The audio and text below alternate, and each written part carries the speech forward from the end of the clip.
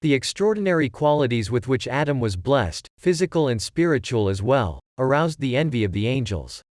They attempted to consume him with fire, and he would have perished, had not the protecting hand of God rested upon him, and established peace between him and the heavenly host.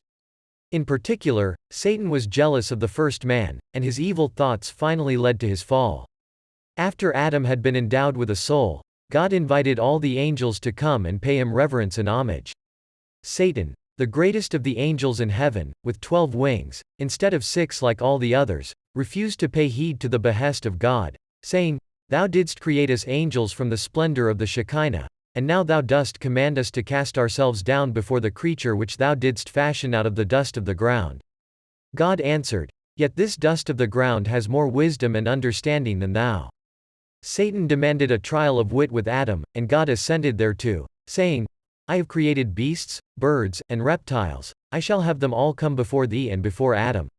If thou art able to give them names, I shall command Adam to show honor unto thee, and thou shalt rest next to the Shekinah of my glory.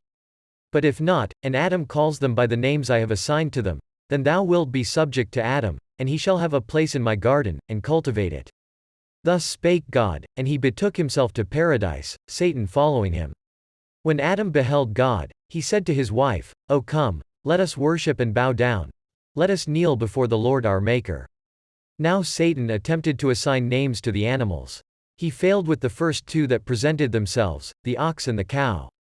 God led 2 others before him, the camel and the donkey, with the same result. Then God turned to Adam, and questioned him regarding the names of the same animals, framing his questions in such wise that the first letter of the first word was the same as the first letter of the name of the animal standing before him. Thus Adam divined the proper name, and Satan was forced to acknowledge the superiority of the first man. Nevertheless he broke out in wild outcries that reached the heavens, and he refused to do homage unto Adam as he had been bidden. The host of angels led by him did likewise, in spite of the urgent representations of Michael, who was the first to prostrate himself before Adam in order to show a good example to the other angels. Michael addressed Satan, "Give adoration to the image of God. But if thou doest it not, then the Lord God will break out in wrath against thee." Satan replied, "If he breaks out in wrath against me, I will exalt my throne above the stars of God, I will be like the Most High."